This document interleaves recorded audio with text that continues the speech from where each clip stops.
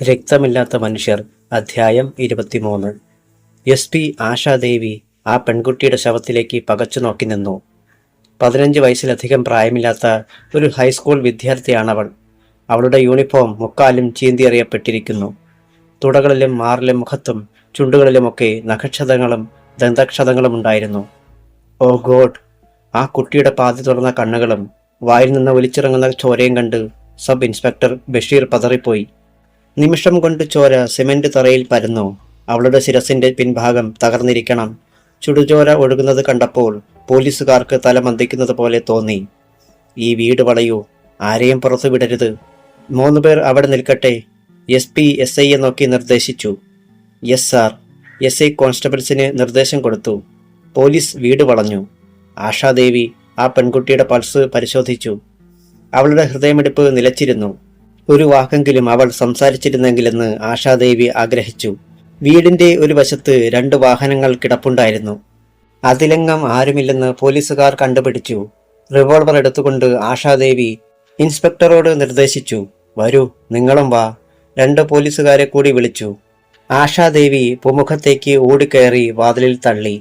പിൻവാതിൽ പിടിച്ചു തിരിച്ചപ്പോൾ അത് തുറന്നു. റിവോൾവർ നീട്ടിപ്പിടിച്ചുകൊണ്ട് ആശാദേവി ആ സ്വീകരണ മുറിയാകെ നോക്കി. അവിടെ ആരും ഉണ്ടായിരുന്നില്ല.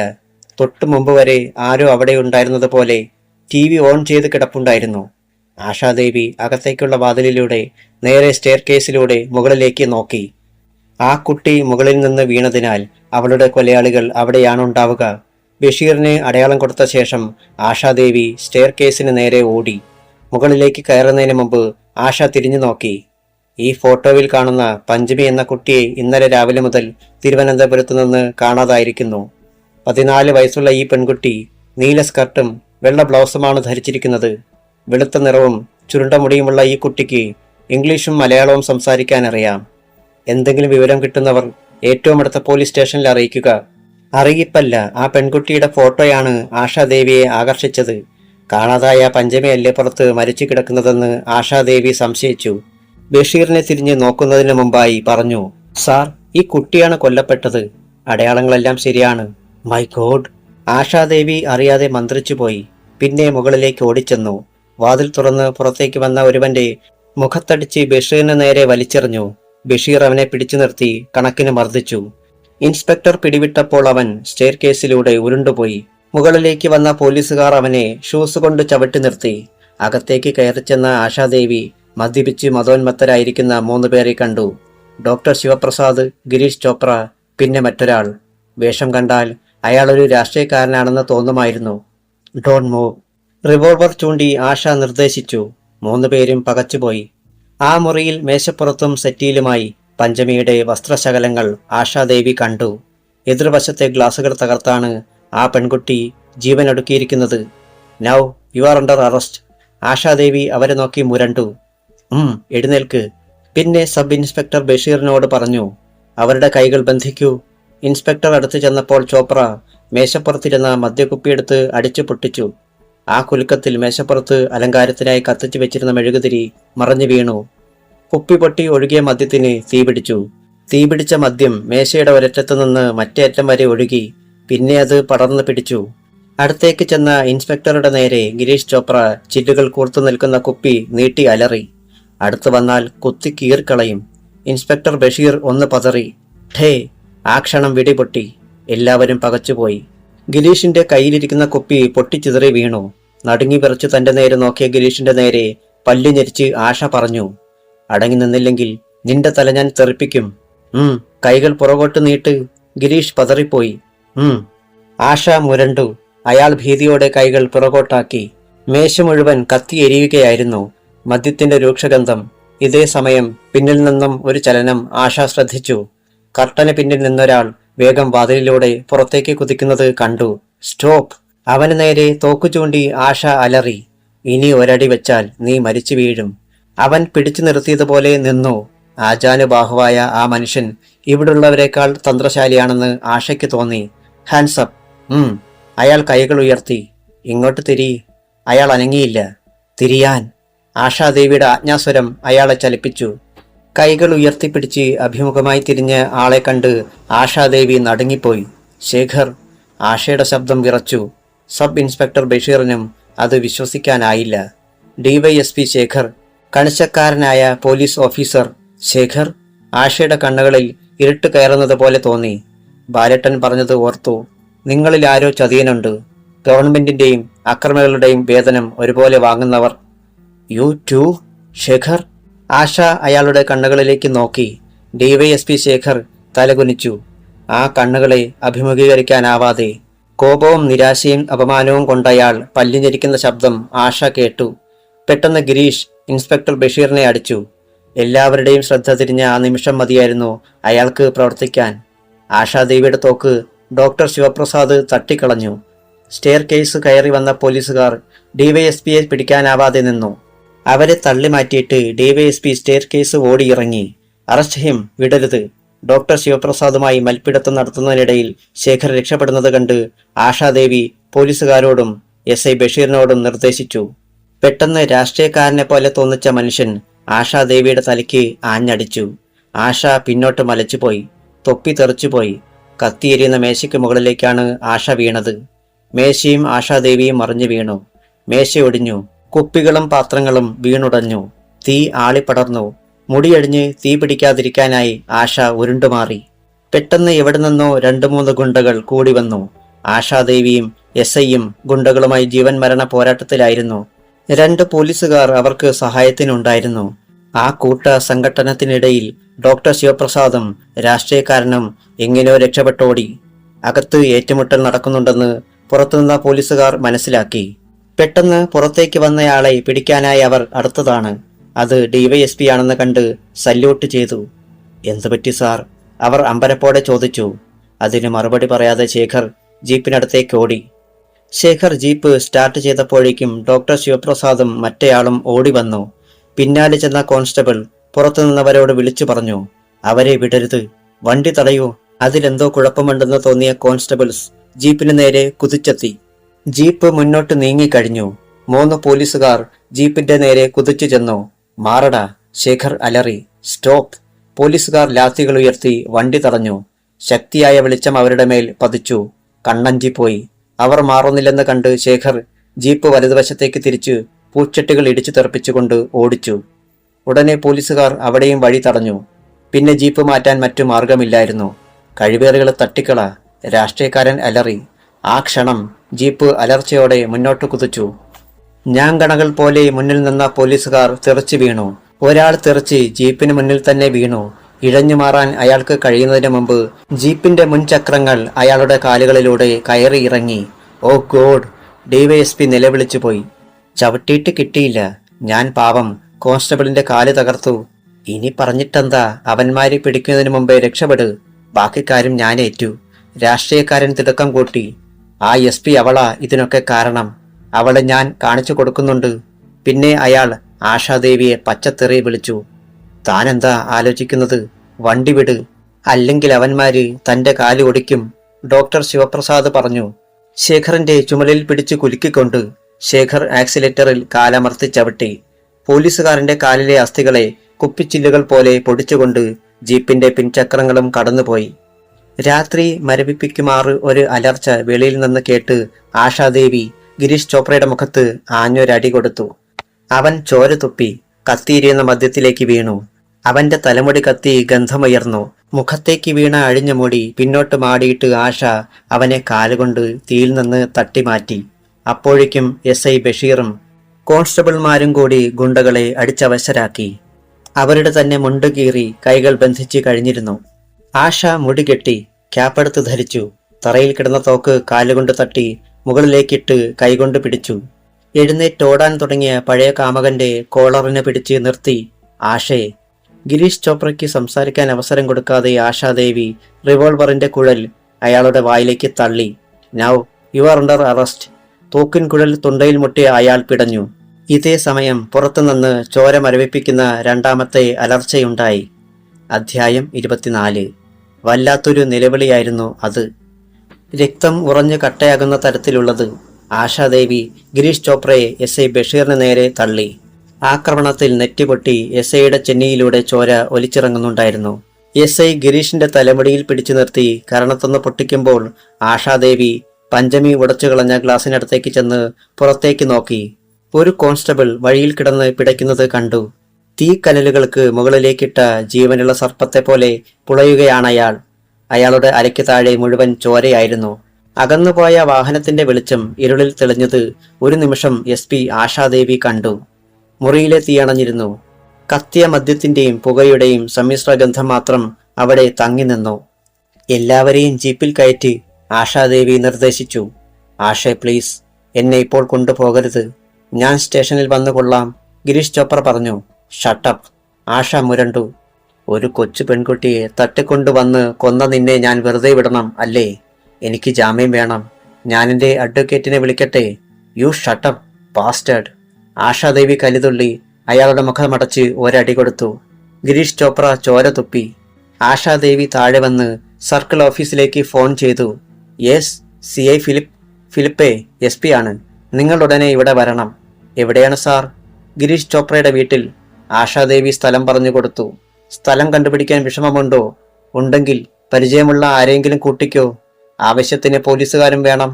ശരി സാർ, എനിക്ക് ആ വീടറിയാം. Very good, be quick. Yes sir.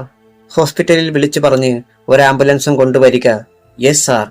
Ashadevi phone ക്രാഡലിൽ ഇട്ടപ്പോഴേക്കും പുറത്ത് ഒരു കോൺസ്റ്റബിൾ പാഞ്ഞെത്തി. സാർ, PC ജേക്കബിന്റെ കാലിലൂടെ അവർ ജീപ്പ് കയറ്റി. നിങ്ങൾക്ക് ആ ജീപ്പ് തടയാൻ കഴിഞ്ഞില്ലേ? തടഞ്ഞതാണ് സാർ. ഞാനും അഗസ്റ്റിനും ജേക്കബും കൂടി. ജീപ്പ് ഞങ്ങളെ ഇടിച്ചു തെറിപ്പിക്കുകയായിരുന്നു. ഇത് കണ്ടോ സാർ? അയാൾ ഇടത് കൈ ആശാദേവിയുടെ നേരെ വെളിച്ചത്തിൽ നീട്ടിപ്പിടിച്ചു. ആ കൈ മുഴുവൻ ചോരയായിരുന്നു. 8 ഇഞ്ചോളം നീളത്തിൽ തൊലി നഷ്ടപ്പെട്ടിരുന്നു. അയാളുടെ യൂണിഫോമിലൂടെ ഒഴുകുന്ന ചോര ആശാദേവി അപ്പോഴാണ് ശ്രദ്ധിച്ചത്. വീണപ്പോൾ പറ്റിയതാ. അഗസ്റ്റിന്റെ തല ഒരു പൂച്ചട്ടിയിലിടിച്ച് മുറിഞ്ഞു. ഇപ്പോഴവന് കുഴപ്പമൊന്നുമില്ല. പക്ഷേ ആ വീഴ്ചയിലെ നിലവിളി ഭയങ്കരമായിരുന്നു. തലയ്ക്കകത്ത് മുറിവുണ്ടാകുമെന്നാണ് എനിക്ക് തോന്നുന്നത്. ഉടനെ ചികിത്സിച്ചില്ലെങ്കിൽ ചിലപ്പോൾ. മുഴുവൻ കേൾക്കാൻ നിൽക്കാതെ ആശാദേവി പുറത്തേക്ക് പാഞ്ഞു ചെന്നു. കോൺസ്റ്റബിൾ ജേക്കബിന്റെ ബോധം മറിഞ്ഞിരുന്നു. കാലിൽ യൂണിഫോം നനച്ചുകൊണ്ട് ചോര പുറത്തേക്ക് പാഞ്ഞു വരുന്നു. പാന്റിന്റെ അടിയിൽ ഷൂസുകൾക്ക് മുകളിൽ ഒരു പൈപ്പിൽ നിന്നെന്ന വണ്ണം കട്ടച്ചോര ഒഴുകുന്നത് കണ്ട് ആശാദേവിക്ക് തല മന്ദിച്ചുപോയി. ഒരു സീനിയർ പോലീസ് ഓഫീസറാണ് തന്റെ സബോർഡിനേറ്റ്സിന്റെ കാല് കരിമ്പിൻ ചണ്ട് പോലെയാക്കിയിരിക്കുന്നത്. ഡെവിൾ. ആശാദേവി പല്ലു ഞെരിച്ചു. ആശ അയാളുടെ കാലിൽ പിടിച്ചപ്പോൾ തോലുരിഞ്ഞ തവളയുടെ നീല ഞരമ്പ് വലിക്കുമ്പോൾ ജീവന്റെ അവസാനത്തെ കണികയുമെടുത്ത് ആ മാംസം പിടയുന്നത് പോലെ ഒരു വിറയൽ കോൺസ്റ്റബിൾ ജേക്കബിലുണ്ടായി. ഡ്രൈവർ, ജീപ്പ് കൊണ്ടുവരൂ, ആശ നിർദ്ദേശിച്ചു. ജീപ്പ് സ്റ്റാർട്ട് ചെയ്ത് അവിടെ വന്നു നിന്നു. പിടിക്ക്, മെഡിക്കൽ കോളേജിലേക്ക് പോകട്ടെ. അഗസ്റ്റിൻ. Yes sir. ജേക്കബിനെ പിടിക്കാൻ ശ്രമിച്ച കോൺസ്റ്റബിൾ ആഷയുടെ മുന്നിലെത്തി. അയാളുടെ തലപൊട്ടി ചോര ഒഴുകുന്നത് ആഷ കണ്ടു. തൊപ്പി എവിടെയോ നഷ്ടപ്പെട്ടിരിക്കുന്നു. ആഷ ആ മുറിവ് പരിശോധിച്ചു. ജീപ്പിൽ കയറിക്കോ. ജേക്കബിനെ കയറ്റി കഴിഞ്ഞപ്പോൾ ആഷ പറഞ്ഞു, വേഗം പൊയ്ക്കോളൂ, ഞാൻ ചീഫ് സർജനെ വിളിച്ചു പറയാം. ആഷ ജീപ്പിന് മുകളിലേക്ക് സൈറൻ എടുത്തു വെച്ചു. ചുവന്ന വെളിച്ചം അലാറം ഉയർത്തിക്കൊണ്ട് കറങ്ങി. വേഗം. ജേക്കബിന്റെ ചോര ചൊരിഞ്ഞ മണലിലൂടെ ജീപ്പ് പാഞ്ഞുപോയി. ആശാദേവി സർജന് ഫോൺ ചെയ്യാനായി ചെല്ലുമ്പോൾ SI ബഷീർ ഗിരീഷ് ചോപ്രയെയും കൊണ്ട് വരികയായിരുന്നു. സർക്കിൾ ഇൻസ്പെക്ടർക്കൊപ്പം ഒരു സംഘം പോലീസ് വന്നു. സൈറൻ മുഴക്കി ആംബുലൻസും. പോലീസ് ആ വീട് മുഴുവൻ പരിശോധിച്ചു. മറ്റാരും അവിടെ ഇല്ലായിരുന്നു. ഇൻക്വസ്റ്റിൽ ഒരു പിഴവും വരാൻ പാടില്ല. ഫിലിപ്പ് ഒപ്പമുണ്ടായിരിക്കണം. SP CIയുടെ നിർദ്ദേശിച്ചു. Yes sir. ബഷീറെ. Yes sir. അവരെ ജീപ്പിൽ കയറ്റി. ഗിരീഷിനെയും 3 ഗുണ്ടകളെയും ജീപ്പിൽ കയറ്റി. ജീപ്പ് സ്റ്റേഷനിലെത്തി. മൂവരെയും ലോക്കപ്പിലേക്ക് തള്ളി. നിന്റെ അവസാനം ഇതോടെ തുടങ്ങി. ഗിരീഷ് ചോപ്രയുടെ താടിക്ക് പിടിച്ചുയർത്തി ആശാദേവി മുരണ്ടു. ലോക്കപ്പ് അടച്ചുപൂട്ടി. തോക്കുകളുമായി പോലീസ് കാവൽ നിന്നു. ആശാദേവി പത്രം ഓഫീസിലേക്ക് വിളിച്ചു. പ്രസ് ക്ലബിലേക്ക് വിളിച്ചു. വമ്പന്മാരുടെ ഭീകര കഥകൾ ജനം കൂടി അറിയട്ടെ. ബഷീറെ. ആശാദേവി വിളിച്ചു. Yes sir. രക്ഷപ്പെട്ടതാരൊക്കെയാണ്? ഡോക്ടർ ശിവപ്രസാദും ശേഖർ സാറും ആ നേതാവും. ആരാണയാൾ? ബഷീറിനറിയാമോ? അറിയാം. തൊഴിലാളി നേതാവാ. കടപ്പുറത്തെ റൗഡിയായിരുന്നു. ഇപ്പോൾ നേതാവാ. മിനിസ്ട്രിയിലും കേന്ദ്രത്തിലും പിടിയുണ്ട്. മുമ്പുണ്ടായിരുന്ന SP-യെ മൂന്നാറിന് സ്ഥലം മാറ്റിയത് അയാളാണ്. പേര് വേലായുധൻ. കത്തി വേലായുധൻ എന്നാണ് പണ്ട് കേഡ് ലിസ്റ്റിലുണ്ടായിരുന്നപ്പോൾ അവന്റെ പേര്. ഒരു നേതാവിന് ചെയ്യാവുന്നതാണോ ബഷീറെ ഇന്നയാൾ ചെയ്തത്? നിങ്ങൾ അള്ളാഹുവിനും പരിശുദ്ധ ഖുർആനിലും വിശ്വസിക്കുന്നയാളല്ലേ? അവൻ എവിടെ ഒളിച്ചിരുന്നാലും ഞാൻ പിടിക്കാം സാർ. മുകളിൽ നിന്നാരും തടയാതിരുന്നാൽ മതി, ബഷീർ പറഞ്ഞു. ഏത് കൊമ്പനെയും പിടിക്കാൻ കഴിവുള്ളവരാ നമ്മുടെ പോലീസ് ഫോഴ്സ്. ആരും തടയില്ല. തടഞ്ഞാൽ ഞാനത് സമ്മതിക്കില്ല. ഇതിനേക്കാൾ വലിയ ക്രൂരതകൾ നടന്നിട്ട് ഐജിയും മിനിസ്റ്ററും വിളിച്ചു പറഞ്ഞ് പ്രതികളെ വിട്ടിട്ടുണ്ട്. ജീവൻ പണയം വെച്ച് ഞാൻ പിടിച്ച പ്രതികൾ ഒരു ടെലിഫോൺ കോൾ വന്നപ്പോൾ എന്റെ മുഖത്ത് കാർക്കിച്ചു തുപ്പിയിട്ട് ഇറങ്ങിപ്പോയിട്ടുണ്ട്, SI ബഷീർ പറഞ്ഞു. ഈ കേസിൽ ഇത് സംഭവിക്കില്ലെന്ന് സാറിന് ഉറപ്പുണ്ടോ? ആഷയുടെ നെറ്റിയിൽ ചുളിവുകൾ വീണു. അങ്ങനെയെങ്കിൽ പിന്നെന്തിനാണ് ബഷീറെ ഡിപ്പാർട്ട്മെന്റിൽ നമ്മളൊക്കെ? വെറും നോക്കുകുത്തികൾ. ജനങ്ങളെ ഭരിക്കാനാണ് ഇവനൊക്കെ കസേരകളിൽ അണിഞ്ഞൊരുങ്ങിയിരിക്കുന്നത്. എന്നിട്ട് പ്രതികളെ ഓരോരുത്തരെയായി കൊന്നു തിന്നുകയാണ്. Constitution is the institution of prostitution എന്ന് NN പിള്ളയുടെ ഒരു നാടകത്തിൽ ഞാൻ വായിച്ചിട്ടുണ്ട്. ഇത് ഏതാണ്ട് അതുപോലെയാണ്. നോ, ആശാദേവി പെട്ടെന്ന് പറഞ്ഞു. ഞാനിവരെ രക്ഷിക്കുകയില്ല. ജീവൻ കൊടുത്താലും ഇവരെ ഞാൻ ശിക്ഷിക്കും. ബഷീറിനെ അറിയാത്ത കാരണങ്ങൾ അതിലുണ്ട്. എന്റെ ചോരയിൽ പടർന്ന അഗ്നിയാണത്. രാത്രി 1 മണിയോടെ പഞ്ചമിയുടെ ശവം ഹോസ്പിറ്റലിലേക്ക് മാറ്റി. ആ ശവം ആരെങ്കിലും മോഷ്ടിക്കുമോ എന്ന് ആഷയ്ക്ക് ഭയമുണ്ടായിരുന്നു. കനത്ത സെക്യൂരിറ്റിയാണ് കൊടുത്തത്.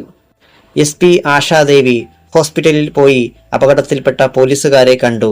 ജേക്കബിന് ബോധം തെളിഞ്ഞിട്ടില്ല. 3 കുപ്പി രക്തം കൊടുത്തു.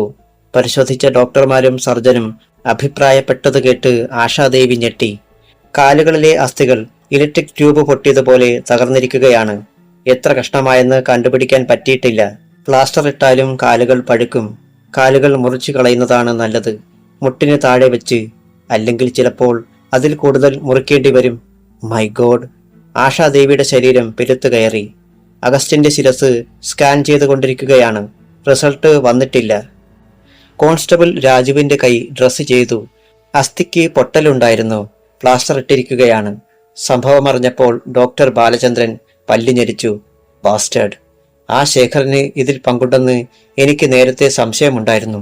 6 മാസം മുമ്പ് അയാൾ എന്റെ ട്രീറ്റ്മെന്റിലായിരുന്നു. കുറെ ദിവസം.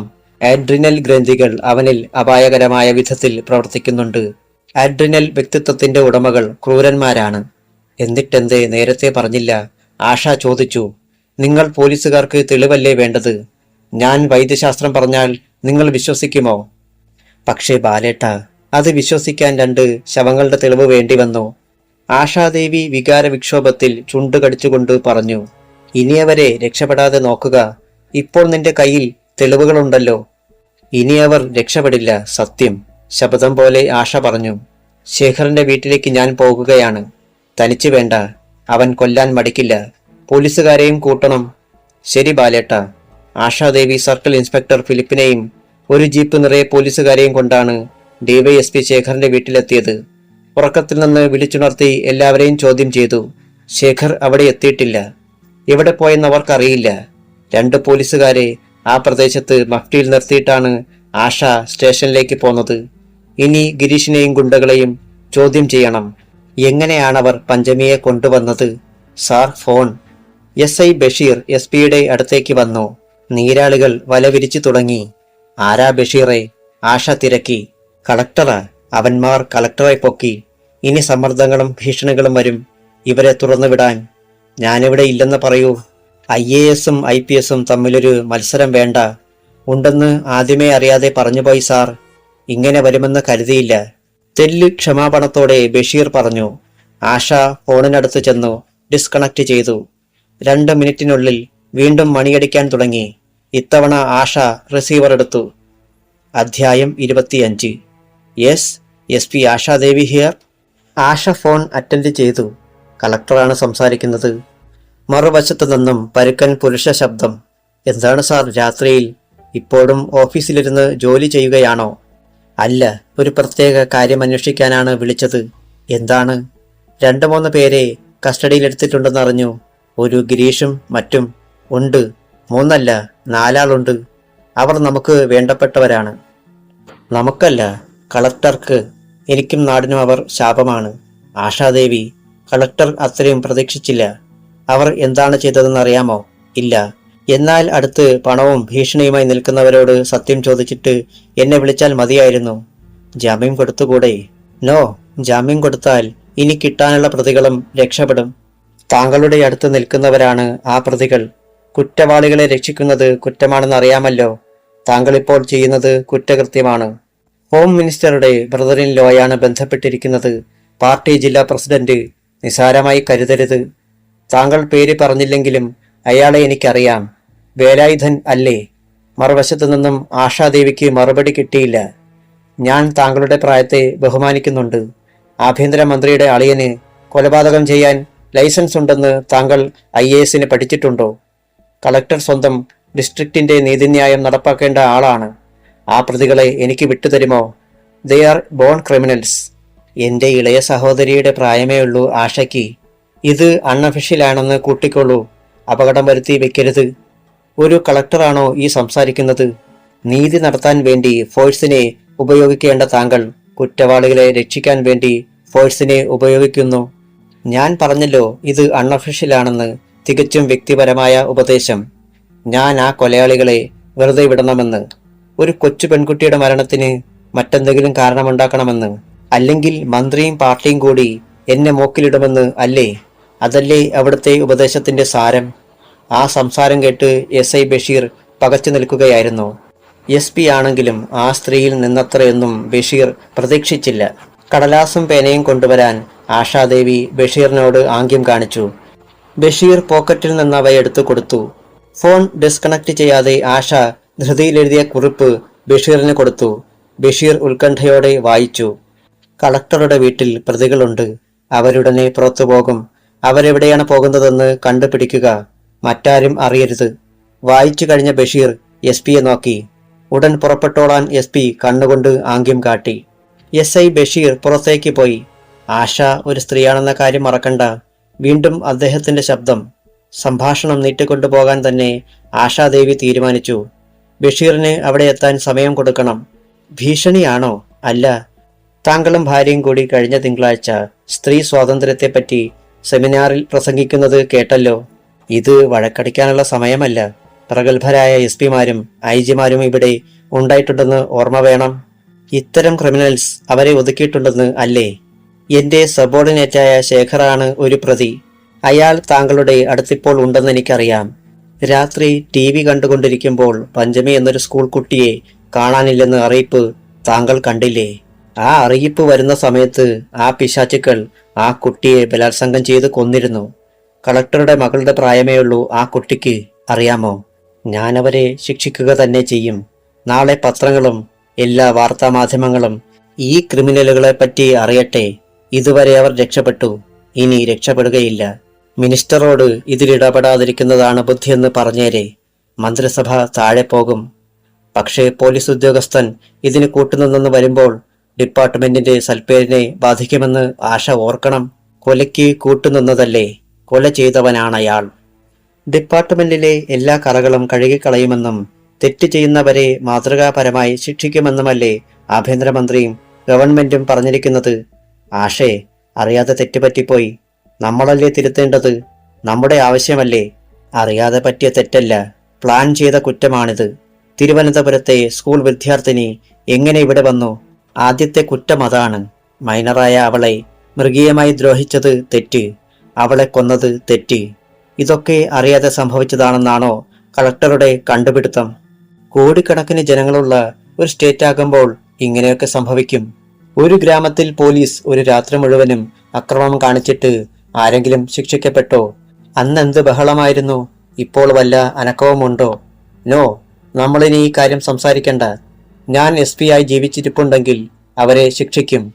ആശാദേവിക്ക് സഹിക്കാൻ കഴിഞ്ഞില്ല. Ashadevi, good night. Asha phone താഴെ വെച്ചു. ശരീരമാകെ വിയർത്തൊഴുകുകയായിരുന്നു. ഇതിവിടെ കൊണ്ട് അവസാനിക്കുമെന്ന് തോന്നുന്നില്ല. അളിയനെ രക്ഷിക്കാൻ മന്ത്രി ശ്രമിക്കുകയില്ലേ? കോൺസ്റ്റബിളിനെ വിളിച്ച് തണുത്ത വെള്ളം വരുത്തി കുടിച്ചു. പത്രത്തിൽ വാർത്തയുണ്ടാകും. പത്രമടിക്കുന്നതിന് മുമ്പാണ് താൻ തന്റെ സുഹൃത്ത് എഡിറ്ററായുള്ള പത്രത്തിലും പ്രസ് ക്ലബിലും വിളിച്ചു പറഞ്ഞത്. എല്ലാ പത്രങ്ങളും വാങ്ങിപ്പിച്ചു. അവയെല്ലാം ആശാദേവി ഉത്കണ്ഠയോടെ മറിച്ചു നോക്കി. ഡെവിൾസ്. സുഹൃത്തിന്റെ പത്രം ചുരുട്ടി ഞെരിച്ചുകൊണ്ട് ആശാദേവി പല്ലി ഞെരിച്ചു. ഒരു പത്രത്തിലും വാർത്തയില്ല. ചരമക്കുറിപ്പിന്റെ അത്രയും പോലും കൊടുത്തിട്ടില്ല. ചൈനയിൽ ഒരു പ്രസവത്തിന് 4 കുട്ടികളുണ്ടായതും 7 കിലോയുള്ള കപ്പക്കിഴങ്ങുമൊക്കെ ഫോട്ടോ സഹിതം 32 പോയിന്റ് ബോൾഡ് ടൈപ്പിൽ കൊടുത്തിട്ടുണ്ട്. ജനസേവനം. ഫോണെടുത്ത് പത്രത്തിലേക്ക് വിളിച്ചു. ന്യൂസ് എഡിറ്റർ ഉറുമേസിനെ വേണം. ഉറുമീസ് സാർ പോയല്ലോ. മറുപടി: ഇനി ശ്രമിച്ചിട്ട് കാര്യമില്ല. എതിരാളികൾ തലക്കാട് വെട്ടിയിരിക്കണമെന്ന് ആശാദേവിക്ക് തോന്നി. പഞ്ചമിയെപ്പറ്റിയുള്ള എല്ലാ വിവരങ്ങളും ശേഖരിക്കണം. തന്റെ കീഴിലുള്ള കർത്തവ്യബോധമുള്ള സർക്കിൾ ഇൻസ്പെക്ടർമാരുടെ എണ്ണം ആശാദേവി എടുത്തു. ഗിരീഷിനെയും ഗുണ്ടകളെയും അടച്ചിരിക്കുന്ന സെല്ലിലേക്ക് ചെന്നു. കോൺസ്റ്റബിൾ സെല്ല് തുറന്നപ്പോൾ ആശ അകത്ത് കടന്ന് ഇരുമ്പുവാതിൽ പിൻകാലുകൊണ്ട് തട്ടിയടച്ചു. നിങ്ങളെ വിടാൻ കളക്ടറും മന്ത്രിയുമൊക്കെ വിളിച്ചു പറഞ്ഞിട്ടുണ്ട്. അത് കേട്ടപ്പോൾ എല്ലാവരുടെയും മുഖങ്ങളിൽ വെളിച്ചം. ഗിരീഷിന്റെ വായിൽ നിന്നൊഴുകിയ ചോര കടവായിലും താടിയിലും ഉണങ്ങിപ്പിടിച്ചിരിക്കുന്നു. ആശ അയാളെ നോക്കി പുഞ്ചിരിച്ചു. സന്തോഷമായില്ലേ? ഇനി പറയൂ, ആരാണ് പഞ്ചമിയെ കൊണ്ടുവന്നത്? ആശ ഓരോരുത്തരുടെയും മുഖത്ത് മാറി മാറി നോക്കി. താനല്ലേ? ഒരുത്തന്റെ മുഖത്ത് നോക്കി ചോദിച്ചു. ഇനിയിപ്പോൾ സത്യം പറഞ്ഞത് കൊണ്ടെന്താ കുഴപ്പം? നമ്മൾ തമ്മിൽ ഒരു ധാരണയുള്ളത് നല്ലതല്ലേ? അതെ, അയാൾ പറഞ്ഞു. എന്തിന് അവളെ ഉദ്യോഗസ്ഥന്മാർക്കും മുതലാളിമാർക്കും കാഴ്ചവെക്കാനായിരുന്നില്ലേ എന്നെനിക്കറിയാം. ആശ അവന്റെ കണ്ണുകളിലേക്ക് നോക്കി. അയാൾ മറുപടി പറഞ്ഞില്ല. എന്താ തന്റെ പേര്? വാസുദേവൻ. ഭഗവാന്റെ പേരാണല്ലോ. പറയൂ വാസുദേവ, ഇനിയിപ്പോൾ നിങ്ങളെ ആരും ശിക്ഷിക്കില്ല. പിന്നെന്തിനാ പേടിക്കുന്നത്? സംസാരിക്കാൻ തുടങ്ങിയതാണ് വാസു. ഗിരീഷ് ചോപ്ര നോക്കിയപ്പോൾ അവൻ നിർത്തി. ആശ അവന്റെ മുഖത്തൊരടി കൊടുത്തു. മൂലയിലേക്ക് തട്ടിയിട്ട് കവളിൽ അമർത്തിപ്പിടിച്ചുകൊണ്ട് ചോദിച്ചു. പറയ്. വേലായുധൻ സാർ പറഞ്ഞിട്ടാ. അവൻ ഗത്യന്തരമില്ലാതെ പറഞ്ഞു. എന്തിന്? വാസു. ഗിരീഷ് ചോപ്ര അവന്റെ നേരെ തിരിഞ്ഞു. ആശ പുറംകൈ കൊണ്ടൊരടി ഗിരീഷിന് കൊടുത്തു. അവൻ തളർന്നുപോയി. പറയടാ, എന്തിനാണ് പഞ്ചമയെ വേലായുധൻ തട്ടിയെടുത്തത്? വേലായുധൻ സാറിന്റെ അനിയന്റെ അടുത്ത് അവൾക്ക് ട്യൂഷൻ ഉണ്ടായിരുന്നു. അവൻ അവളെ ഗർഭിണിയാക്കി. അവൾ വീട്ടിൽ പറയുമെന്ന് ഭീഷണിപ്പെടുത്തിയിരിക്കുകയായിരുന്നു. ഓ ഗോഡ്, ആ കുട്ടി ഗർഭിണിയാണ്. കൊച്ചുകുട്ടി. ഇപ്പോഴെല്ലാം മനസ്സിലായി. തന്റെ കുടുംബത്തിന്റെ മാനം രക്ഷിക്കാൻ വേണ്ടിയാണ് വേലായുധൻ പഞ്ചമിയെ തട്ടിക്കൊണ്ടുവന്നത്. കൊല്ലുന്നതിനു മുമ്പ് അവളെ സുഹൃത്തുക്കളുമായി പങ്കിട്ടു. ഒന്നല്ല, 2 കൊലയാണ് അവർ ചെയ്തിരിക്കുന്നത്. ആശ വാസുവിന്റെ കഴുത്തിനെ പിടിച്ച് എതിർവശത്തെ മൂലയിലേക്ക് തള്ളി. ഡെവിൾ. ഗിരീഷ് ചോപ്രയുടെ മുഖത്ത് നോക്കി ആശാദേവി പല്ലിഞ്ഞരിച്ചു. ഗിരീഷിന്റെ രക്തമുണങ്ങിപ്പിടിച്ച വരണ്ട അധരങ്ങളിൽ ഒരു പരിഹാസച്ചിരിയുണ്ടായി. ആ ശവം നിനക്ക് കിട്ടുകയില്ല. അത് കേട്ടപ്പോൾ വല്ലാത്തൊരു നടുക്കം എസ് പിയിലുണ്ടായി. എസ് പിയുടെ വേലക്കാരൻ കൃഷ്ണൻകുട്ടിയുടെ ശവം അപ്രത്യക്ഷമായത് ആശ ഓർത്തു. പഞ്ചമിയുടെ ശവം നഷ്ടപ്പെട്ടാൽ താനീ ചെയ്തതെല്ലാം ജലരേഖയാവും. പ്രതികൾ പുറത്തുണ്ട്. അവരത് ചെയ്യും. Are you sure? Asha Girish ചോപ്രയുടെ കണ്ണുകളിലേക്ക് നോക്കി. അയാൾ വീണ്ടും പുഞ്ചിരിച്ചു. പെട്ടെന്ന് പുറത്ത് SI ബഷീറിന്റെ ജീപ്പ് വന്നു നിന്നു. ഓ ഗോഡ്! ആശാദേവിയുടെ കണ്ണുകളിൽ ഇരുട്ട് കയറി. പഞ്ചമിയുടെ ശവം നഷ്ടപ്പെട്ടാൽ. അധ്യായം 26.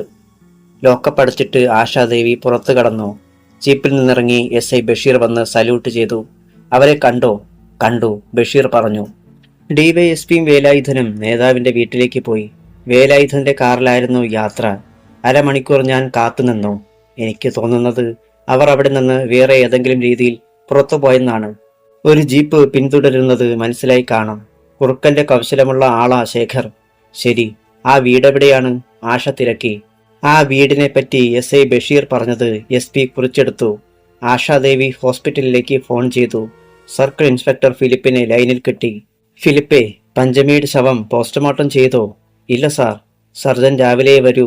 മൃതശരീരം മോർച്ചറിയിൽ സൂക്ഷിച്ചിരിക്കുകയാണ്. ഫിലിപ്പ് അവിടെ ഉണ്ടാവണം. മോർച്ചറിക്ക് കാവൽ വേണം. Yes sir. യാതൊരു കാരണവശാലും ശവം നഷ്ടപ്പെടരുത്. അതിന്റെ ഉത്തരവാദിത്വം നിങ്ങൾക്കാണ്.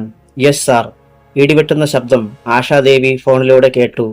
അവിടെ മഴയുണ്ടോ ഫിലിപ്പേ? ശക്തമായ മഴയും കാറ്റുമാണ് സാർ. എവിടെയോ മരം മറിഞ്ഞ് പോസ്റ്റിന് മുകളിൽ വീണിട്ടുണ്ട്. ഹോസ്പിറ്റലിലെ ചില വാർഡുകളിലും മോർച്ചറിയിലും കറണ്ടില്ല. Okay, be careful. ഫോൺ വെച്ചിട്ട് ആശാദേവി സ്റ്റേഷൻ വരാന്തയിലേക്ക് വന്നു. മഴ പെയ്യുന്നുണ്ടെന്ന് അപ്പോഴാണ് അറിഞ്ഞത്. അകത്ത് ഒന്നും അറിയാൻ കഴിഞ്ഞില്ല. വീട്ടിൽ പോകാനും ആശാദേവിക്ക് കഴിഞ്ഞില്ല. ശേഖറിനെയും ഡോക്ടർ ശിവപ്രസാദിനെയും നേതാവിനെയും എങ്ങനെ കൊടുക്കാമെന്നായിരുന്നു ചിന്ത. ചെറിയ കുരുക്കുകൾ വളർന്നു വന്ന് മഹാമേരുവായി മുന്നിൽ നിൽക്കുന്നു. അത് തന്നെ വിഴുങ്ങുന്നതിന് മുമ്പ് അതിനെ തകർക്കണം. പഞ്ചമിയുടെ ശവം തന്റെ കസ്റ്റഡിയിലുള്ളിടത്തോളം കാലം അവർ രക്ഷപ്പെടുകയില്ലെന്ന് ഉറപ്പാണ്. സാക്ഷികൾ പോലീസുകാരാണ്. ആര് വിചാരിച്ചാലും ആ ക്രിമിനൽസിനെ രക്ഷപ്പെടുത്താൻ പ്രയാസമാണ്. രാത്രി 3 മണിയായി. സകല ചരാചരങ്ങളും ഉറക്കമാണ്.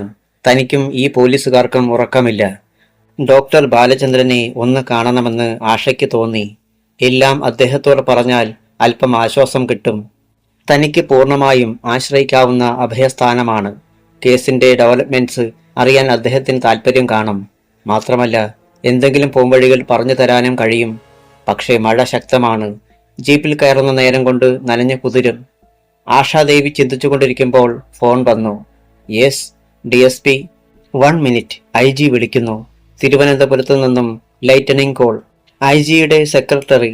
ആശാദേവിക്ക് കാലിനടിയിൽ നിന്നൊരു പെരുപ്പുണ്ടായി. Good morning Ashadevi. IG-യുടെ ശബ്ദം. Good morning sir.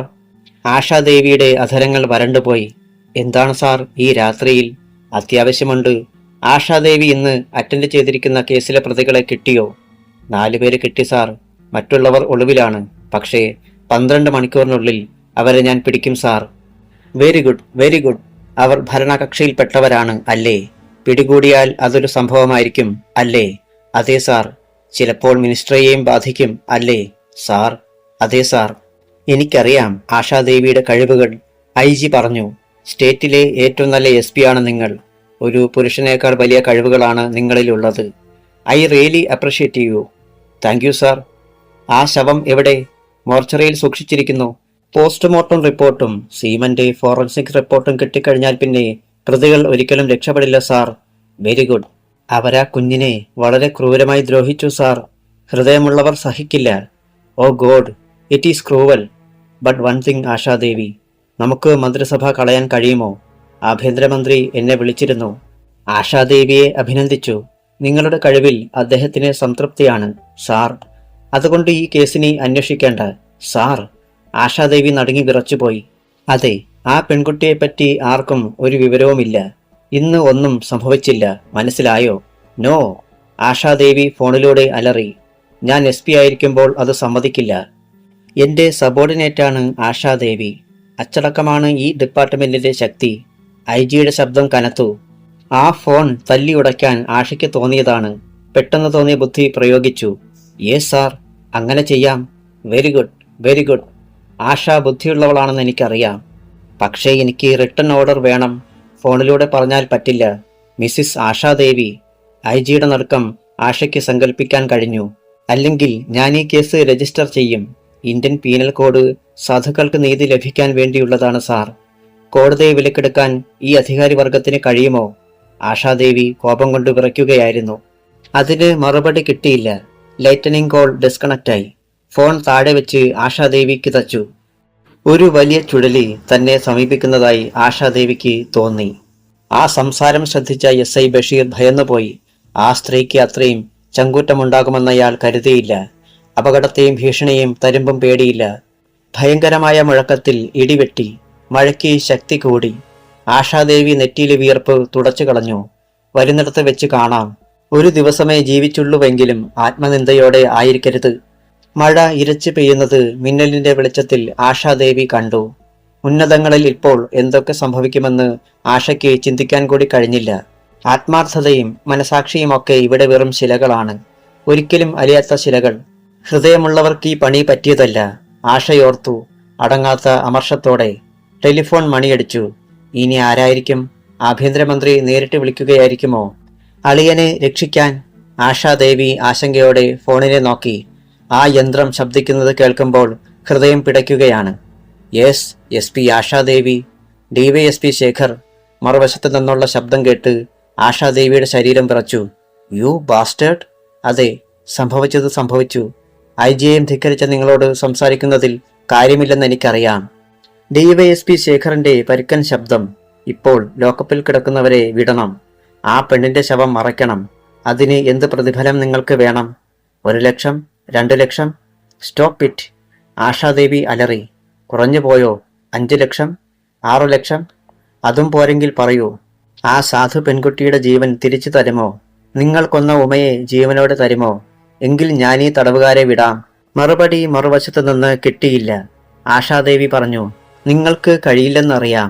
നാളെ സൂര്യൻ ഉദിച്ച് അസ്തമിക്കുന്നതിന് മുമ്പ് നീയൊക്കെ ഇരുമ്പടിക്കുള്ളിലായിരിക്കും. കൊള്ളാം. ശേഖറിന്റെ ശബ്ദം കേട്ടു. മാഡം, നീ എന്തു ചെയ്യുമെന്നറിയാനാണ് ഞാൻ ഇത്രയും കാത്തത്. ഇതുവരെ ഞങ്ങൾ നിന്റെ കാരുണ്യം കാത്തു. ഇനി നീ ഞങ്ങളുടെ കാൽക്കൽ വരും. ഞങ്ങളുടെ കാരുണ്യത്തിന് കാണണോ? ആ ചോദ്യം തീർന്ന ഉടനെ ഒരു കുട്ടിയുടെ നിലവിളി ആശാദേവിയുടെ കാതിൽ വന്നലച്ചു. ശിരസിനുള്ളിൽ ഒരു സ്ഫോടനമുണ്ടായതുപോലെ ആശ മരവിച്ചുപോയി. മമ്മി! ഗീതുമോളുടെ നിലവിളിയായിരുന്നു അത്. മോളെ! ആശാദേവിയുടെ ശബ്ദം അപ്പുറത്തെത്തുന്നതിന് മുമ്പ് കനത്ത ശബ്ദം കേട്ടു. എന്റെ കത്തിമുനയില ഇവൾ. ആടിനെ അറുത്ത് തൂക്കിയിരിക്കുന്നത് നീ കണ്ടിട്ടില്ലേ? SP ആശാദേവി അത് മുഴുവൻ കേട്ടില്ല. ശിരസ് മരവിച്ചുപോയി. അധ്യായം 27. തന്റെ ഗീതുമോളെ ശത്രുക്കൾ തട്ടിയെടുത്തു. ആശാദേവി വല്ലാതെ ഭയന്നുപോയി. ഈ അവസരത്തിൽ അവർ എന്തക്രമത്തിനും മടിക്കുകയില്ലെന്ന് ആശാദേവിക്ക് അറിയാമായിരുന്നു. മമ്മി, മോളെ കൊല്ലാൻ തുടങ്ങുക. ഗീതുമോളുടെ നിലവിളി. അയ്യോ മമ്മി, കത്തി! എന്റെ കണ്ണ് കുത്തിപ്പൊട്ടിക്കുക. അയ്യോ മമ്മി! മോളെ ഗീതുമോ! SP ആശാദേവിക്ക് പൂർത്തിയാക്കാൻ കഴിയുന്നതിന് മുമ്പ് ശേഖറിന്റെ ശബ്ദം കേട്ടു. ഇപ്പോഴെങ്ങനെയുണ്ട് madam? She's under our control എന്ന് പറഞ്ഞാൽ ഏത് നിമിഷവും കത്തിവെക്കുമെന്നർത്ഥം. ഇവളെ തിരിച്ചു തരണമെങ്കിൽ ഞങ്ങൾ പറയുന്നത് നിങ്ങൾ അനുസരിക്കണം. മിസ്റ്റർ ശേഖർ, ആശാദേവി പതർച്ച പ്രകടിപ്പിക്കാതെ പറഞ്ഞു. നിങ്ങൾ ഉത്തരവാദിത്തപ്പെട്ട പോലീസ് ഓഫീസറാണ്. ചെയ്ത തെറ്റ് സമ്മതിച്ച് കീഴടങ്ങുന്നതാണ് നിങ്ങൾക്ക് നല്ലത്. നിങ്ങൾ അപകടങ്ങളിൽ നിന്ന് അപകടങ്ങളിലേക്ക് പോകുകയാണ്. എന്നെ ഉപദേശിക്കേണ്ട. IG വരെ പുല്ലുപോലെ ധിക്കരിച്ച നിങ്ങൾ സ്വന്തം മകളെയും കൊന്നുകളയാൻ പറയുമായിരിക്കും. ആദർശമല്ലേ നിങ്ങൾക്ക് വലുത്? നോ! ആശാദേവി വല്ലാതായി. നിങ്ങൾ എന്റെ കുട്ടിയെ വിട്ടുതരൂ. നേരം വെളുക്കുന്നതിന് മുമ്പ് ഞങ്ങളുടെ ആളുകളെ വിടണം. ആ പെണ്ണിന്റെ ശവത്തിന്റെ കാര്യം ഞങ്ങളേറ്റു.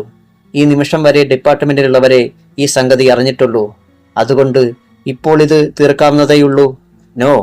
ഇല്ല, ഈ ക്രൂരതയ്ക്ക് ഞാൻ കൂട്ടുനിൽക്കുകയില്ല. സാർ, നിങ്ങളെന്റെ സീനിയർ ഓഫീസറാണ്. പക്ഷെ നിങ്ങളുടെ IPSനേക്കാൾ സർവീസ് എനിക്കുണ്ട്. കുറ്റവാളികളുമായിട്ട് ഒരു കൊല ചെയ്താൽ രക്ഷപ്പെടാനും എനിക്കറിയാം. എന്റെ കൂടെയുള്ളവർ നിസാരന്മാരല്ലെന്ന് മേഡത്തിന് മനസ്സിലായി കാണുമല്ലോ. ആശാദേവിക്ക് ശബ്ദിക്കാൻ കഴിഞ്ഞില്ല. ശേഖർ തുടർന്നു. നിങ്ങളൊരമ്മയാണ്. ഗീതുമോളെ ജീവനോടെ വേണമെങ്കിൽ ആ ലോക്കപ്പ് തുറന്നിടുക. നിങ്ങൾക്ക് ആലോചിക്കാൻ സമയം തരുന്നു. എന്നിട്ടും നിങ്ങൾക്ക് നല്ല ബുദ്ധി വന്നില്ലെങ്കിൽ ഞങ്ങളെ പിടികൂടാനെടുക്കുന്ന വിലങ്ങുകളോടൊപ്പം ഒരു ശവപ്പെട്ടി കൂടി കരുതുക. അതിലടയ്ക്കാനുള്ള ജീവൻ ഞങ്ങളുടെ കയ്യിലുണ്ട്. ഉടനെ ഗീതുമോളുടെ നിലവിളി കേട്ടു. പെട്ടെന്ന് തന്നെ ലൈൻ ഡിസ്കണക്റ്റ് ആവുകയും ചെയ്തു. Hello hello. മറുപടി ഉണ്ടായില്ല. എന്താണ് സാർ? SP-യുടെ മുഖഭാവം കണ്ട് SI ബഷീർ ചോദിച്ചു. അവരെന്റെ മോളെ തട്ടിയെടുത്തു. എന്നെ ഭീഷണിപ്പെടുത്തി തോൽപ്പിക്കാൻ വേണ്ടി. ഓ ഗോഡ്! അവരാ കുഞ്ഞിനെ എന്തെങ്കിലും ചെയ്തോ? കത്തിമുനയിൽ ഒരു ജീവൻ അവസാനിക്കാൻ കൂടുതൽ സമയം വേണ്ട ബഷീറെ. ഇനി എന്തു ചെയ്യും സാർ? ആ കോൾ എവിടെ നിന്നാണ് സാർ വന്നത്? ബഷീർ ഹോസ്പിറ്റലിലേക്ക് വിളിച്ച് ഫിലിപ്പിനെ കിട്ടുമോ എന്ന് നോക്ക്. Yes sir. ബഷീർ കുറെ നേരം ട്രൈ ചെയ്തു. ആ ലൈൻ ഫാൾട്ടാണ് സാർ.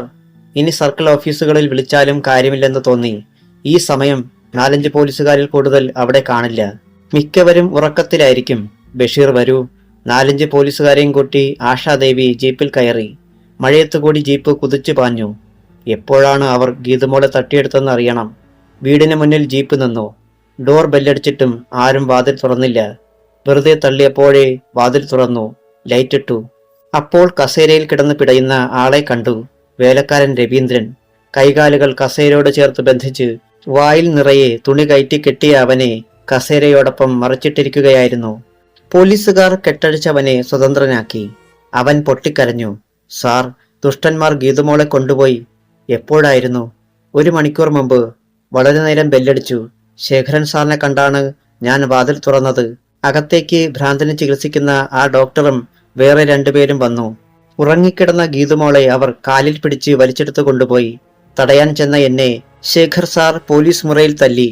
അയ്യോ, എന്റെ അടിവയറ്റിൽ വേദന. എന്റെ കയ്യും കാലും കൂട്ടിക്കെട്ടിയിട്ട് അവർ പോയി സാറേ. രവീന്ദ്രൻ കൊച്ചുകുട്ടിയെപ്പോലെ നിലവിളിക്കാൻ തുടങ്ങി. ഉടനെ ജീപ്പ് ഹോസ്പിറ്റലിലേക്ക് വിട്ടു. ഡോക്ടർ ബാലചന്ദ്രൻ ഉറക്കത്തിലായിരുന്നു. ഭാര്യ കണ്ണീരൊഴുക്കിക്കൊണ്ട് സംഭവം പറഞ്ഞപ്പോൾ ബാലചന്ദ്രൻ ബെഡിൽ നിന്ന് ചാടി എഴുന്നേറ്റു. എവിടെയാണവർ? എനിക്കറിയില്ല ബാലേട്ടാ. ഞാൻ പറഞ്ഞില്ലേ കപ്പലിൽ കള്ളനുണ്ടെന്ന്. അധികാരം കൊണ്ടുകൊടുത്ത പിശാചുക്കളാണവർ. ഞാനെന്നേ പറഞ്ഞതല്ലേ. ഈ പറയാൻ വന്ന പദം ഉപേക്ഷിച്ച് ഡോക്ടർ തുടർന്നു. നശിച്ച ജോലി ഉപേക്ഷിക്കാൻ? ഇനി തർക്കിക്കാൻ നേരമില്ല. ഗീതുമോളെ തിരിച്ചെടുക്കണം. ആ കൊലയാളികളെ വിട്ടുകൊടുത്തിട്ട് മോളെ രക്ഷിക്കാനാണെങ്കിൽ ആദ്യമേ തന്നെ 10 ലക്ഷം രൂപ വാങ്ങി അവരെ വിടുകയല്ലായിരുന്നോ ഭംഗി? എന്താ ചെയ്യേണ്ടതെന്ന് എനിക്കറിയില്ല ബാലേട്ട. ഇപ്പോൾ ഐജിയും മിനിസ്റ്ററുമൊക്കെ എതിരായി. അവർ എപ്പോൾ വിളിക്കുമെന്നാ പറഞ്ഞത്? ഒന്നും പറഞ്ഞില്ല. ശരി, നീ നിന്റെ വഴി നോക്ക്, ഞാനെന്റെ വഴി നോക്കാം. ഇപ്പോൾ സമയം 4 മണി. ഡോക്ടർ ബാലചന്ദ്രൻ വാച്ചിൽ നോക്കി. 5 മണിക്ക് നമുക്കവർക്ക് മറുപടി കൊടുക്കാം. അതിനിടയിൽ നമ്മൾ തമ്മിൽ കാണും. ഗീതുമോളെ കൊല്ലുകയല്ല, കേസിൽ നിന്ന് രക്ഷപ്പെടുകയാണ് അവരുടെ ആവശ്യം. അതുകൊണ്ടവർ സമയം തരും. അത് ശരിയാണെന്ന് ആശാദേവിക്ക് തോന്നി. SP ആശാദേവി SIയെയും പോലീസുകാരെയും കൂട്ടി ഹോസ്പിറ്റലിലേക്ക് ചെന്നു. CI ഫിലിപ്പിന് ശേഖറിന്റെയും നേതാവിന്റെയും താവളത്തെപ്പറ്റി വിവരം കിട്ടിക്കാണുമെന്നവർ കരുതി. ഹോസ്പിറ്റലിൽ എത്തിയപ്പോൾ CI ഫിലിപ്പിനെ കണ്ടില്ല. റിസപ്ഷനിൽ അന്വേഷിച്ചപ്പോൾ അദ്ദേഹത്തെ അഡ്മിറ്റ് ചെയ്തിരിക്കുകയാണെന്നറിഞ്ഞു. എന്താ കാര്യം? പെട്ടെന്നെന്തോ അസുഖം. ഡോക്ടർ വർമ്മയാണ് അഡ്മിറ്റ് ചെയ്തത്. ഉടനെ ഫിലിപ്പിനെ അഡ്മിറ്റ് ചെയ്ത റൂമിലേക്ക് ചെന്നു. ഗ്ലൂക്കോസ് സ്ട്രിപ്പ് കൊടുത്ത് ഫിലിപ്പിനെ കിടത്തിയിരിക്കുന്നത് കണ്ടു. SP ആശാദേവി അമ്പരന്ന് പോയി. യൂണിഫോം പോലും മാറിയിട്ടില്ല. എന്തുപറ്റി ഫിലിപ്പേ? തണുപ്പ് സഹിക്കാൻ വയ്യാതായപ്പോൾ കോൺസ്റ്റബിളിനെ വിട്ട് ഒരു കട്ടൻ കാപ്പി വാങ്ങിച്ചു. അത് കുടിച്ച് 10 മിനിറ്റ് കഴിഞ്ഞില്ല. തലവേദനയും ഛർദിയും തുടങ്ങി. ഛർദിച്ച് തളർന്നുപോയി. ബോധം കെട്ട് വീണപ്പോൾ ആരൊക്കെയോ പിടിച്ചുകൊണ്ടുവന്നു. ഓ ഗോഡ്! ഇതേ സമയം അവിടുത്തെ കറണ്ടും പോയി. പരിപൂർണ ഇരുട്ട്. സ്പെഷ്യൽ ലൈന ഇവിടേക്ക്. അതും കട്ടായെന്നാണ് തോന്നുന്നത്. അവിടേക്ക് വന്ന ഡോക്ടർ വർമ്മ പറഞ്ഞു. അദ്ദേഹത്തിന്റെ കയ്യിൽ ടോർച്ചുണ്ടായിരുന്നു. മോർച്ചറിയിൽ വെളിച്ചമുണ്ടോ? ആശാദേവി തിരക്കി. ഇല്ല. അവിടെ വാച്ചറുണ്ടോ? ഉണ്ട്. അവിടെയെങ്ങും ഒരു പിശാച് പോലും അടുക്കില്ല. ആ ടോർച്ച് തരൂ. ആശാദേവി ടോർച്ചുമായി മോർച്ചറിയിലേക്ക് പോയി. SI ബഷീറും കൂടെ ചെന്നു. മോർച്ചറി ഹോസ്പിറ്റലിൽ നിന്ന് മാറി ഒരു കെട്ടിടമായിരുന്നു. മഴയത്തുകൂടി അവർ നടന്നു ചെന്നു. ഇരുവരും നനഞ്ഞു കുളിച്ചു. മോർച്ചറിയുടെ വരാന്തയിൽ ഇരുമ്പഴിയുള്ള ഗേറ്റിന് മുന്നിൽ വാച്ചറും ഒരു പോലീസുകാരനും ഇരുന്നുറങ്ങുന്നത് കണ്ടു. അവരെ വിളിച്ചിട്ടും ഉണർന്നില്ല. അടുത്തൊരു മദ്യക്കുപ്പി കിടക്കുന്നത് കണ്ടു. രണ്ടുപേരും ഫിറ്റാ. SI ബഷീർ പറഞ്ഞു. തുറക്ക്, ആശാദേവി നിർദ്ദേശിച്ചു. വാച്ചറുടെ പോക്കറ്റിൽ നിന്ന് താക്കോലെടുത്ത് SI ബഷീർ പൂട്ട് തുറന്നു. അഴിഷട്ടർ ഒരു വശത്തേക്ക് തള്ളിമാറ്റി അവർ അകത്ത് കടന്നു. കനത്ത ലോഹവാതിൽ ബഷീർ വലിച്ചു തുറന്നു. ഐസ് പോലെ തണുത്ത വായു പുറത്തേക്ക് വന്നു. എവിടെയാണ് പഞ്ചമി? നിരനിരയായി കിടത്തിയിരിക്കുന്ന ശവങ്ങളുടെ മുകളിലൂടെ ആശ ടോർച്ചിന്റെ വെളിച്ചം പായിച്ചു. അവിടെ. SI ബഷീർ മുന്നിൽ നടന്നു. ശവങ്ങളുടെ മണം. SI ബഷീർ നിന്ന ഭാഗത്തേക്ക് SP ടോർച്ച് തെളിച്ചു. അവിടെ ശൂന്യമായിരുന്നു. അല്പം ചോര മാത്രം തറയിലുണ്ട്. ഇവിടെയായിരുന്നു ശവം ഇട്ടത്. SI ബഷീറിന്റെ ശബ്ദം പതറി. ഗിരീഷ് ചോപ്രയുടെ ശബ്ദം ആഷയുടെ മനസ്സിൽ മുഴങ്ങി. ശവം അവിടെ ഇല്ലെങ്കിലോ? ആശാദേവിയും ഇൻസ്പെക്ടറും കൂടി മോർച്ചറി മുഴുവൻ തിരഞ്ഞു. പഞ്ചമിയുടെ ശവം അവിടെ ഇല്ലായിരുന്നു. എന്റെ ദൈവമേ! ഹൃദയസ്പന്ദനം നിലച്ചതുപോലെ ആശാദേവി നെഞ്ചിൽ കൈവച്ചു. ഗീതുമോളുടെ നിലവിളി അവർ കേട്ടു. അധ്യായം 28. ശവങ്ങൾ മരവിപ്പിക്കുന്ന ആ തണുപ്പിൽ നിന്നിട്ടും SP ആശാദേവി വിയർത്തൊഴുകി.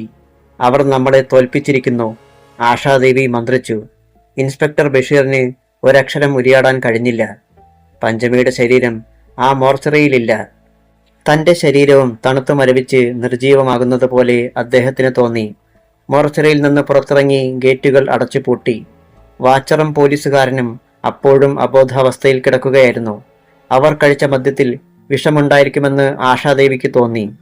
പഞ്ചമി അപ്രത്യക്ഷയായ വിവരം ഡോക്ടർ ബാലചന്ദ്രനെ അറിയിക്കാനായി ഹോസ്പിറ്റലിലേക്ക് വിളിച്ചപ്പോൾ അദ്ദേഹം പുറത്തുപോയെന്ന മറുപടിയാണ് കിട്ടിയത്.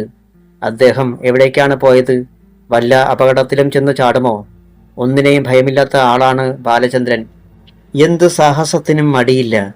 അത്തരമൊരു സാഹസത്തിന്റെ ഫലമായല്ലേ ഹോസ്പിറ്റലിൽ കിടക്കുന്നത്. അത് സുഖമായതേയുള്ളൂ. പൂർണ്ണമായും ഭേദപ്പെട്ടു എന്ന് പറയാൻ പറ്റില്ല. എന്തു ചെയ്യുമെന്ന് ആശാദേവിക്ക് ഒരു രൂപവും കിട്ടിയില്ല. തന്റെ മകൾ ശത്രുവിന്റെ കയ്യിലാണ്. ശത്രുവിനെ കുടുക്കാനുള്ള തൊണ്ടിയായിരുന്നു പഞ്ചമി. പക്ഷേ അവർ അവളെ തട്ടിയെടുത്തു. ഇനി പഞ്ചമിയെ സംബന്ധിച്ച എല്ലാ കാര്യങ്ങളും പ്രതികൾ നിഷേധിക്കും. അങ്ങനെയൊരു പെൺകുട്ടിയെ കണ്ടതായി പോലും അവർ സമ്മതിക്കില്ല. ഹോസ്പിറ്റൽ രജിസ്റ്ററിൽ മോർച്ചറിയിൽ ഒരു പ്രേതം സൂക്ഷിച്ചതായി റെക്കോർഡ് കാണും. പക്ഷേ അത് പഞ്ചമിയാണെന്ന് തെളിയിക്കാൻ തനിക്ക് കഴിയില്ല. അതിനുത്തരവാദിത്തപ്പെട്ട ഉദ്യോഗസ്ഥന്മാർ വിഷച്ചായ കഴിച്ച് അവശനായും മദ്യം കുടിച്ച് ബോധമില്ലാതെയും കിടക്കുന്നു. മദ്യപിച്ച് ബോധം മറഞ്ഞു കിടക്കുന്ന മോർച്ചറി വാച്ചറെയും കോൺസ്റ്റബിളിനെയും ഓടിച്ചെന്ന് വെടിവെച്ച് കൊന്നുകളയാൻ ആശാദേവിക്ക് തോന്നിയതാണ്. ഒരിടത്തേക്ക് ഇറങ്ങണമെങ്കിൽ വെളിച്ചമില്ല, കറണ്ട് കട്ട്. വേനലായാൽ വെള്ളമില്ലാത്തതുകൊണ്ട് കറണ്ട് കട്ട്. മഴ പെയ്താൽ വെള്ള കൂടുതൽ കൊണ്ട് കറണ്ട് കട്ട്. ആർക്കും പ്രവചിക്കാനാവാത്ത കാലാവസ്ഥകളും മനുഷ്യ സ്വഭാവങ്ങളും.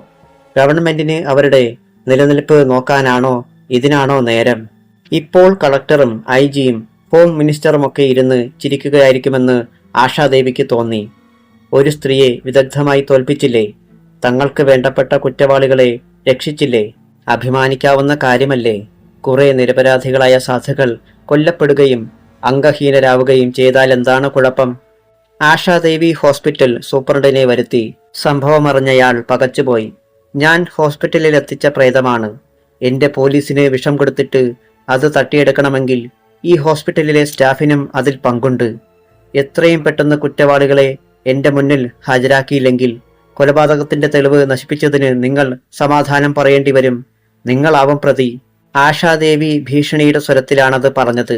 സൂപ്രണ്ട് ഭയന്നുപോയി. റിട്ടയർ ചെയ്യാൻ 2 മാസമേയുള്ളൂ.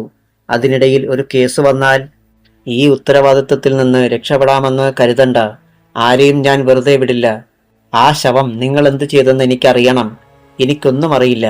നിങ്ങളുടെ സബോർഡിനേറ്റ്സിന് അറിയാം. പണം വാങ്ങി ആ ശവം പുറത്തു കടത്തിയതാണെങ്കിൽ അതിന്റെ വീതം സൂപ്രണ്ടിനും കിട്ടിയിട്ടുണ്ട്. സൂപ്രണ്ടിന് ശബ്ദിക്കാനായില്ല. ഡോക്ടർ ശിവപ്രസാദിന്റെ ആശുപത്രിക്ക് മുന്നിൽ ജീപ്പ് വന്നു നിന്നു. വാച്ചർ ഗേറ്റ് തുറക്കാതെ നിന്നപ്പോൾ ഡോക്ടർ ഒരു 10 രൂപ നോട്ടെടുത്ത് കൊടുത്തു. അയാൾ ഗേറ്റ് തുറന്നു. ഡോക്ടറുണ്ടോ? ഇല്ല. ഒരു 10 രൂപ കൂടി കൊടുത്തു. ഉണ്ടെന്നെനിക്കറിയാം. ഡോക്ടറെ കാണേണ്ട അത്യാവശ്യമുണ്ട്. ആരെയും വിടണ്ടെന്നാണ് പറഞ്ഞിരിക്കുന്നത്. സാരമില്ല, ഞാൻ കണ്ടോളാം. വടക്ക് വശത്തെ ആ കെട്ടിടത്തിന് പിന്നിലെ മുറിയിൽ ഡോക്ടറുടെ ക്യാബിനുണ്ട്. അവിടെ ചെന്ന് അകത്തേക്ക് ചെല്ലാമോ എന്ന് ചോദിക്കണം. ശരി, വളരെ നന്ദി സുഹൃത്തേ. താൻ ആരാണെന്ന് അവനറിയില്ലെന്ന് ഡോക്ടർ ബാലചന്ദ്രന് ഉറപ്പുണ്ടായിരുന്നു. ഡോക്ടർ ബാലചന്ദ്രൻ ആ കെട്ടിടത്തിന് നേരെ നടന്നു. മഴ മാറിയെങ്കിലും തണുത്ത കാറ്റ് വീശുന്നുണ്ടായിരുന്നു. ആശുപത്രിയിൽ ചിലയിടങ്ങളിൽ മാത്രം വെളിച്ചമുണ്ട്. എവിടെ നിന്നോ ഒരു ഉപദേശി രോഗിയുടെ അട്ടഹാസം കേൾക്കുന്നു.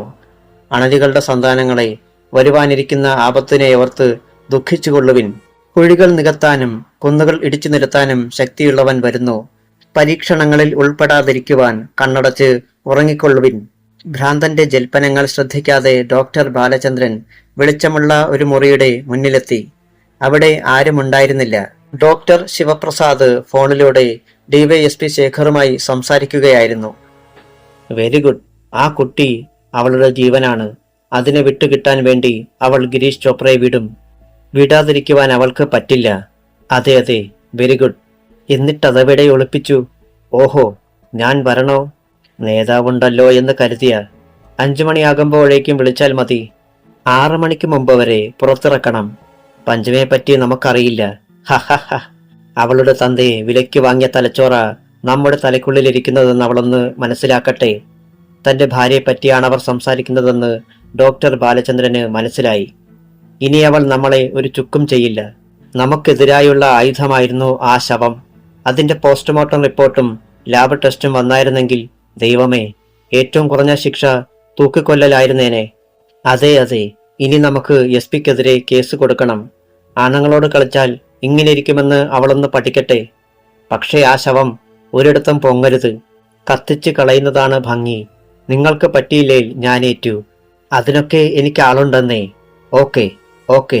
എനിക്കുറക്കം വന്ന് കണ്ണടയുന്നു. എന്നാൽ ഉറങ്ങാൻ പേടിയാണ് താനും. അതേടോ ശേഖറെ, തന്റെ SP ഒരു സുന്ദരി തന്നെ. ഉഗ്രൻ ചരക്ക. എനിക്കൊന്ന് ചികിത്സിക്കാൻ കിട്ടിയിരുന്നെങ്കിൽ ഞാൻ നന്നായൊന്ന് ചികിത്സിച്ചേനെ. പെണ്ണായാൽ ഇങ്ങനെ വേണം. ഓക്കെ.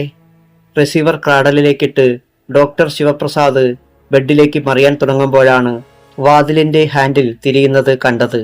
ഡോക്ടറുടെ സ്വകാര്യ മുറിയായിരുന്നു അത്.